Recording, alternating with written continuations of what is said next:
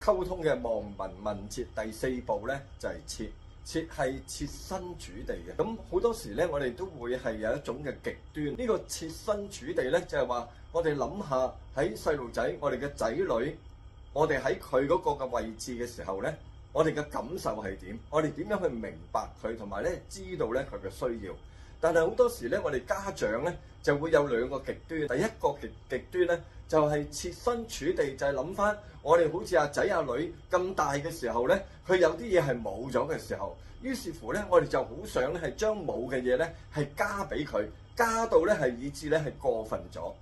但係咧，亦都咧係有另一個極端，呢個極端咧就係話我哋咧設身處地去諗翻，我哋喺阿仔阿女嗰個年代嘅裏邊，我哋咧都係咁樣嚟到捱苦。我哋咧一路去吃苦，佢都應該好似學我哋咁樣，一齊咧嚟到學我哋去吃苦同埋捱苦。嗱，家長呢2個極端咧都係唔應該嘅。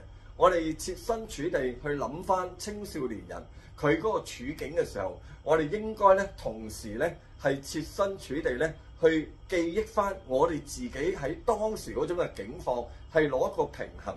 而唔好咧係過分嘅係喺2種嘅極端走落去，而喺中間我哋咧去拿捏、去摸索點樣咧係為之適度同埋適中。